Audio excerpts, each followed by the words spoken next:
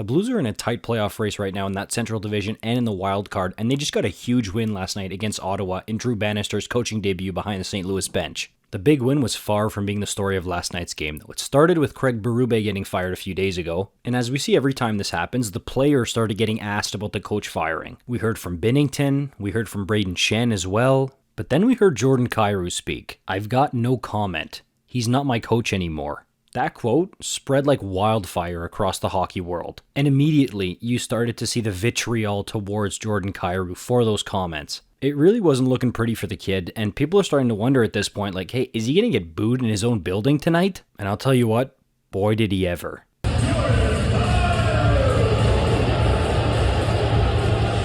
And here's the crazy part. It wasn't just for the player introductions. It was happening during the game. To the line, tap it in to Kyrou.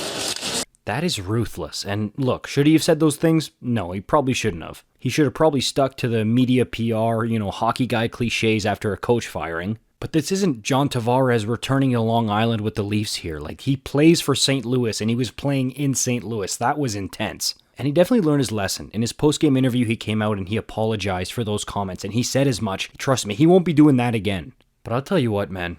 I really feel for the kid, I do. I love playing here, so it's tough to hear the fans booing me there. Sorry.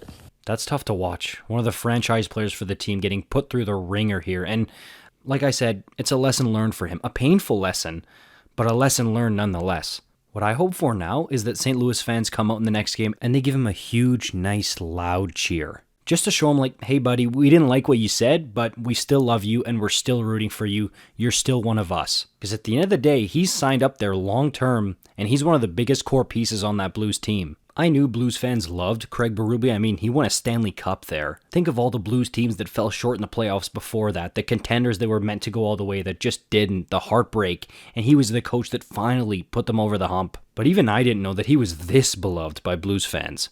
To boo one of your star players on home ice because he said no comment and he's not my coach anymore about a coach who was fired and isn't part of the organization anymore shows how much love this franchise and fan base will probably always have for Craig Berube. I like Kyrou, and I want him to be wearing that blue note for a long time and be a star player in that market for years to come. And I think he will be. As much as this was a wild situation, I really don't think he's going to ask for a trade or anything like that.